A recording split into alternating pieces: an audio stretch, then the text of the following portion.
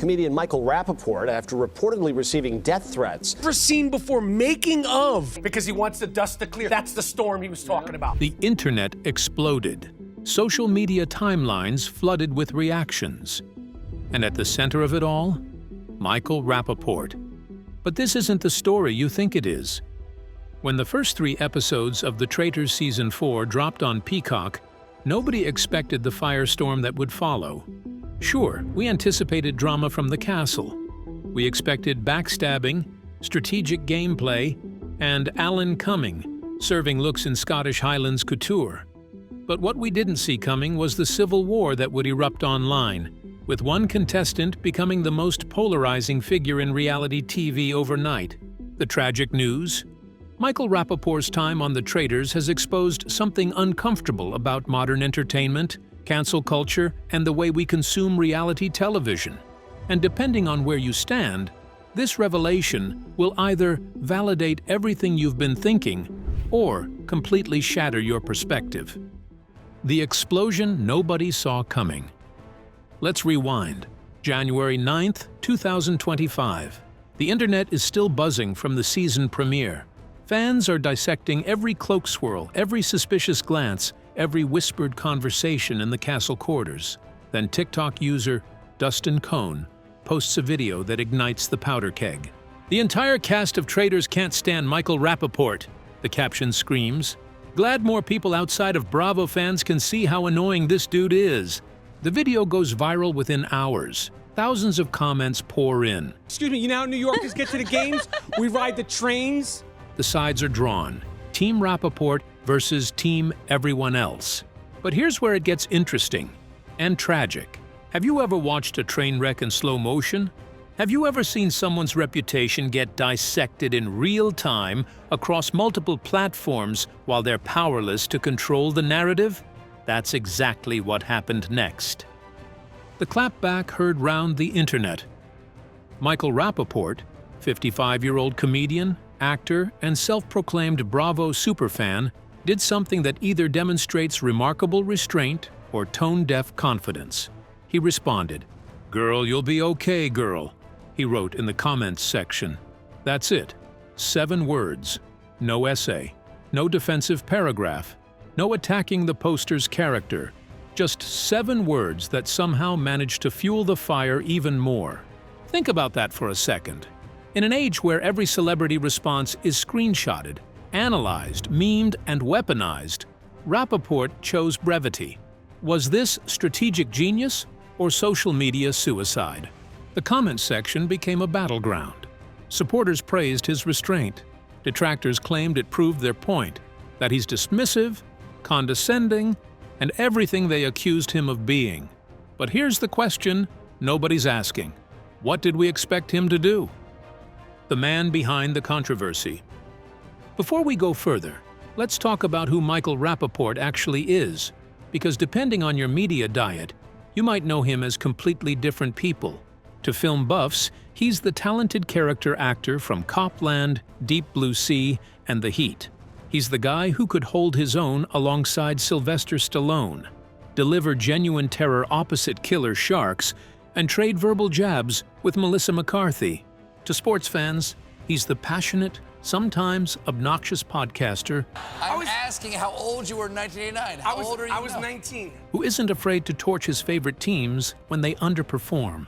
To Bravo enthusiasts, he's that guy, the male Housewives superfan who appears on Watch What Happens Live, who has opinions about every Real Housewives franchise, who isn't afraid to pick sides in fights between women he's never met. "Can you name a better duo on TV right now?" he wrote on Instagram in September 2025, praising Real Housewives of Miami stars Alexia and Marisol. Alexia and Marisol are having one of the best seasons ever. #Rome. But which version of Michael Rapaport showed up to the Scottish Highlands? That's where the tragedy begins. The damning accusation. Dustin Cohn's TikTok didn't just criticize Rapaport's gameplay, it cut deeper. "He always needs to be the main character, the main point of view," Cohn claimed. Let that sink in for a moment. In a show literally designed around deception, strategy, and standing out, Rapaport was being criticized for being too present, too visible. To Michael Rapaport? Here's where viewers need to ask themselves an uncomfortable question. Are we holding him to a different standard than other contestants? And if so, why? Think about past seasons. We've celebrated players who dominated screen time. We've loved contestants who brought big personalities and bigger reactions. We've crowned winners who knew exactly how to work the cameras and control narratives. But when Rapaport does it, it's suddenly problematic? Or, and this is where it gets complicated, is there something legitimately different about how he's playing the game? Something that rubs both castmates and viewers the wrong way? The pasta, ice cream, and reality check. Just hours before the backlash began, Rapaport posted an Instagram video that now feels eerily prophetic. He's excited. He's genuine. He's vulnerable? I'm pumped to watch it. I'm such a fan of the show, he says, his enthusiasm palpable. Usually my wife and I sit down in front of the TV for the premiere. We watch it with some pasta and then some ice cream. I don't know what we're going to do now that I'm on it. Listen to that again. This is a man who went from being a superfan, sitting on his couch with pasta and ice cream, enjoying a show with his wife, to being a contestant. He went from commenting on the drama to creating it. Spanish people like they're UFOs. Yeah. The tragic irony? He thought fans would be excited to see him there. He thought his love for the show would translate into viewer support. He asked, "Traitor Nation, what do you think of me?" They told him. Boy, did they tell him. "Love you," one fan wrote. "Praying you go home first," wrote another. How do you reconcile that? How do you process being someone's favorite while simultaneously being someone else's least favorite person on television? And more importantly, does this reveal more about Rapaport or about us? The Bravo connection, blessing or curse? Here's where the story takes another turn. The TikTok specifically mentioned people outside of Bravo fans finally seeing what Rapaport is really like. This isn't a random detail. It's the key to understanding the entire controversy. Michael Rapaport built a second career as Bravo's most prominent male superfan. He watched every Real Housewives episode. He shared hot takes on Twitter. He appeared on Watch What Happens Live to discuss women's reality. TV drama with the enthusiasm usually reserved for playoff basketball. For some Bravo fans, this made him endearing. A man secure enough to openly love guilty pleasure television. For others, it made him suspicious. Why was this comedian so invested in women's drama? Why did he always seem to have opinions about conflicts that didn't involve him? Was he genuinely a fan or just exploiting a fan base for attention? When he was announced as part of the Traitors cast, We'll support Bibi Netanyahu being arrested if he comes to New York, but you won't say that Hamas... those questions didn't disappear. They intensified. And now, watching him interact with actual Bravo stars like Lisa Rinna, Dorinda Medley, Candiac Dillard-Bassett, and Portia Williams, viewers are making judgments. Is he treating them as equals or as characters he's been watching on TV? Is he playing the game or playing out fanboy fantasies? Is he respecting the women in the cast or mansplaining strategy to Real Housewives? The tragic truth: we might be projecting our pre-existing opinions onto his every move. The cast that can't stand him? Let's address the elephant in the castle. Does the entire cast actually hate Michael Rapaport? Or is this selective editing designed to create a narrative? The Traitors is, at its core, a reality competition show. These shows thrive on conflict. Editors craft stories. They create heroes and villains. They manufacture tension where there might only be mild annoyance. They can make a single side-eye look like a declaration of war. But, and this is crucial, editing can only work with the footage it has. It's weird being here, you know? I'm just used to Love Island. It's weird to be wearing clothes. If multiple cast members are shown rolling their eyes, having private conversations about someone, or expressing frustration, that footage exists because those moments happened. So which is it? Is Rapaport actually rubbing everyone the wrong way? Or are we watching a carefully constructed villain edit designed to generate exactly this kind of online discourse? Think about it from a producer's perspective. You've got a cast that includes Olympic athletes like Tara Lipinski, football royalty like Donna Kelsey, reality TV legends like Lisa Rinna, and Bachelor Nation's Colton Underwood. You need storylines. You need conflict. You need someone to be the pot stirrer. Is Michael Rapaport actually that person? Or did he just volunteer for the role without realizing what he was signing up for? The main character syndrome epidemic. Here's where we need to zoom out and look at a bigger cultural phenomenon.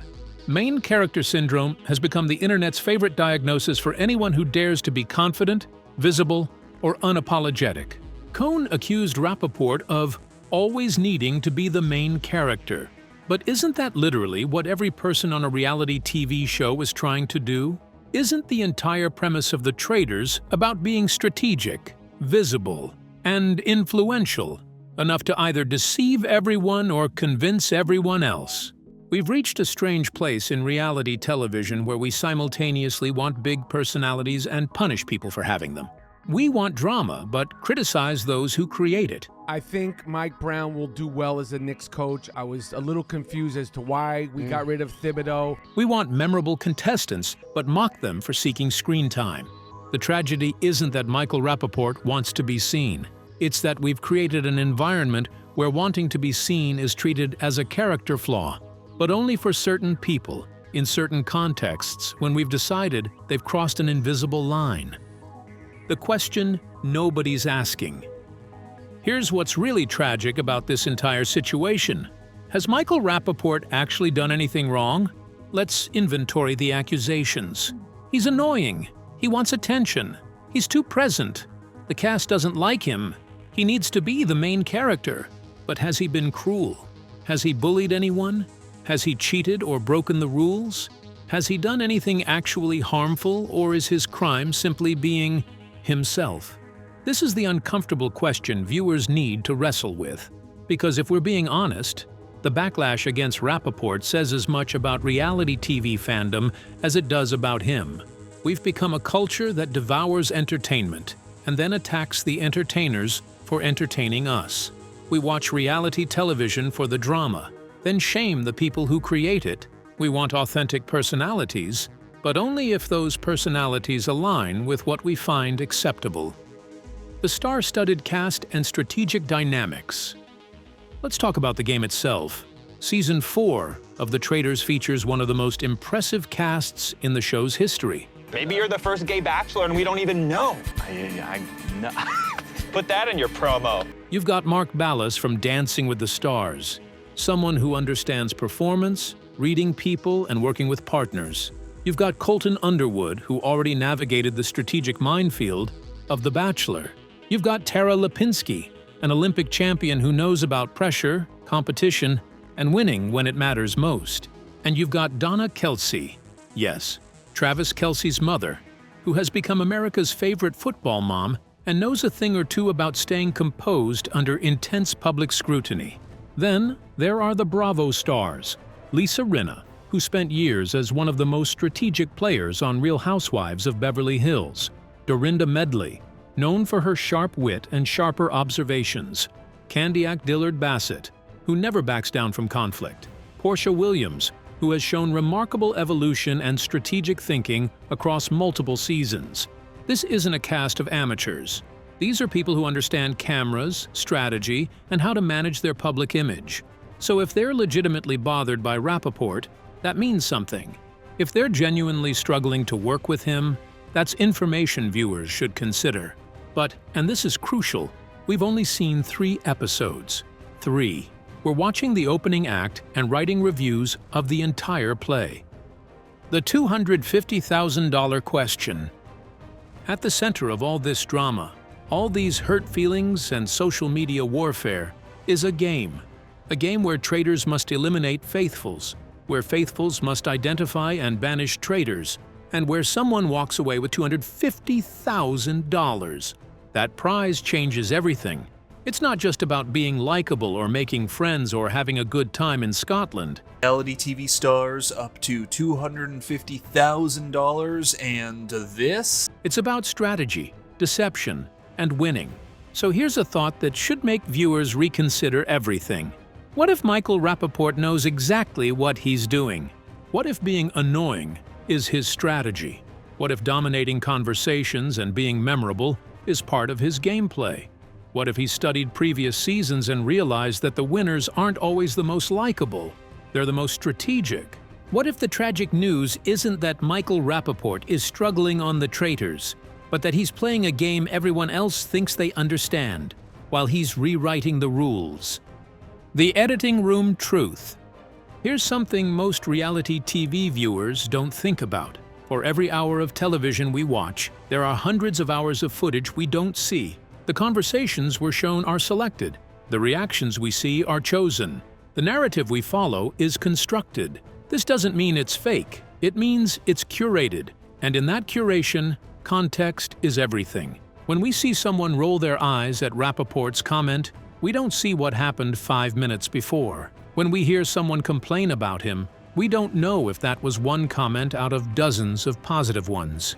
When we watch him dominate a conversation, we don't see the 3 hours of everyone else talking before that moment. The tragedy isn't just that Michael Rapaport might be getting a villain edit. Why the hell do you want to be walking out of that room with Michael Rapaport? Like, girl, for what? It's that once the internet decides someone is the villain, every action gets interpreted through that lens. Confidence becomes arrogance. Enthusiasm becomes desperation. Strategy becomes manipulation. The reality of reality TV.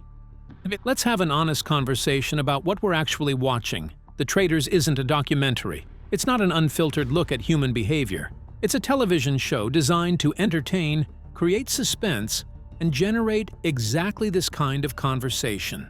Alan Cumming doesn't spontaneously appear in fabulous outfits at dramatically lit castle locations. Every reveal is choreographed. Every dramatic moment is amplified.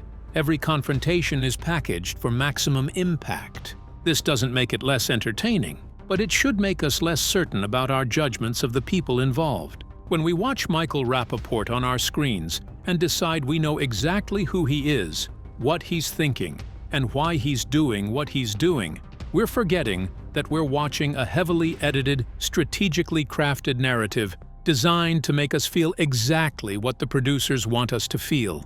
The tragedy? Most viewers will never ask themselves if their emotions are being manipulated as skillfully as the faithfuls are being deceived by the traitors. The parasocial relationship problem. Here's where things get psychologically interesting. Michael Rapaport has spent years building parasocial relationships with Bravo fans. He's been the voice agreeing with them about housewives drama. He's been the outsider who validated their opinions. He's been on their side. But now he's not watching from the outside anymore. He's in the arena. And suddenly, those same fans who loved him as a commentator are turning on him as a participant. Why? Because the dynamic has shifted. He's no longer affirming their opinions. He's creating content for them to have opinions about. He's no longer the fan. He's the star.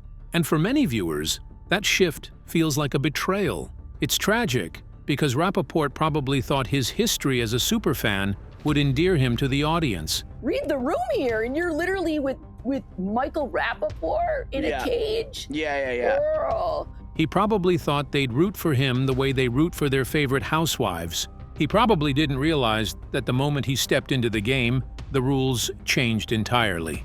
The Thursday night phenomenon. Every Thursday at 9 p.m. Eastern Time, new episodes of The Traitors drop on Peacock, and every Thursday night becomes a cultural event. Social media explodes, group chats light up, Reddit threads multiply faster than Traitors can eliminate faithfuls. This weekly ritual has created something powerful, a shared cultural experience where millions of people watch, react, and discuss in real time. It's appointment television in a streaming age, but this also means that narratives form quickly and solidify fast. By Friday morning, the internet has decided who's the hero and who's the villain. By Saturday, those opinions have calcified into seeming facts. By the next Thursday, we're watching through the lens of those predetermined judgments. Michael Rapaport's tragic mistake might have been not understanding how quickly the court of public opinion renders its verdict and how difficult it is to appeal that decision. The bigger picture. Let's zoom out for a moment. What does this entire controversy reveal about where we are as a culture? We've created an entertainment ecosystem where everyone has a platform to voice their opinion, but those opinions often lack nuance, context, or restraint. We've normalized immediately taking sides in conflicts we have minimal information about. We've made it socially acceptable to publicly declare that we hope someone goes home first on a reality show, essentially wishing for their failure and humiliation. And we do all of this while claiming to care about mental health, while preaching kindness, while advocating for not judging people we don't actually know. The tragic news about Michael Rapaport isn't really about him at all. It's about all of us.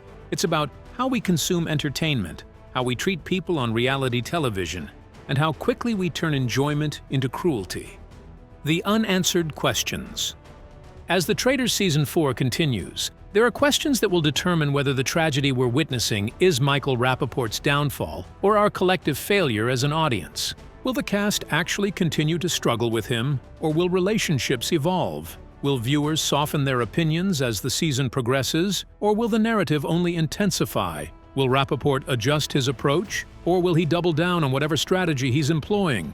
And perhaps most importantly, will anyone stop to ask if our rush to judgment reveals something uncomfortable about ourselves? The performance of reality. Here's a thought experiment. What if Michael Rapaport read all the social media commentary before filming? What if he knew exactly how polarizing he could be and decided to lean into it? What if this entire controversy is part of a meta strategy that's actually brilliant? In reality, television, there are three types of contestants: those who are forgotten immediately, those who are beloved, and those who are controversial.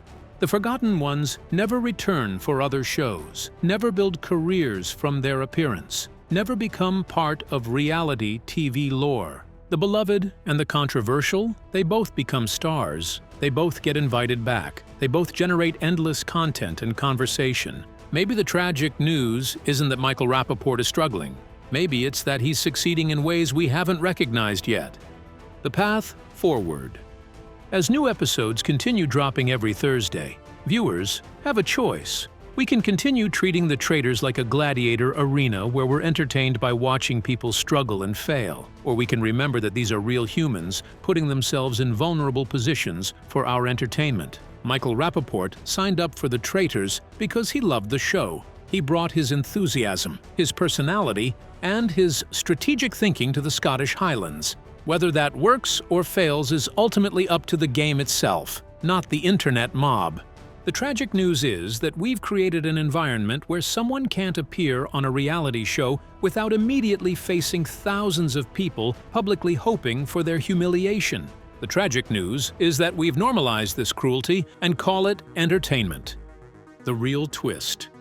Here's the twist nobody saw coming. This entire controversy might be exactly what the Traitors needed. Think about it. The show is being talked about everywhere. Social media is flooded with content. Viewers are passionately engaged. People who've never watched before are tuning in just to see what the fuss is about. And at the center of it all is Michael Rapaport. Love him or hate him, you're watching, you're talking, you're engaged. In the world of reality television, there's only one truly tragic fate: being boring. Say what you want about Michael Rapaport, but nobody's calling him boring. The final question. So here we are, 3 episodes into the Traitors Season 4, with a full season still ahead of us. The tragic news about Michael Rapaport has been delivered. He's controversial, polarizing, and very much in the center of the storm. Michael Rapaport, a homophobe of Traitors, during the latest episode, trying to deflect the attention from him. But maybe the real tragic news is still coming. Maybe it's that he'll be eliminated early and we'll realize the season isn't as interesting without him. Maybe it's that he'll make it to the end and prove all his critics wrong. Maybe it's that regardless of what happens, we'll have spent months being cruel about a man whose only crime was being enthusiastic about a television show. Or maybe, just maybe, the tragic news is that when the Traitors Season 4 ends, we'll immediately move on to the next target, the next controversy, the next person to tear down, having learned absolutely nothing from this experience. Time will tell. But while we're waiting for Thursday nights and new episodes, perhaps we should ask ourselves, are we faithfuls seeking truth, or are we all traitors, stabbing people we don't know in the back for our own entertainment? The tragic news about Michael Rapaport might ultimately be a mirror, showing us something we don't want to see about ourselves. And unlike the game, where traitors can be banished and faithfuls can win, in the real world, we're all playing a game where nobody truly wins when cruelty becomes content. The castle doors remain open. The game continues. And Michael Rapaport, pasta and ice cream long forgotten, is fighting for something much more valuable than $250,000. He's fighting to prove that being yourself, even when the world tells you not to, is a strategy worth pursuing. Don't cry when you hear the tragic news, but maybe, just maybe, think about what role you're playing in creating it.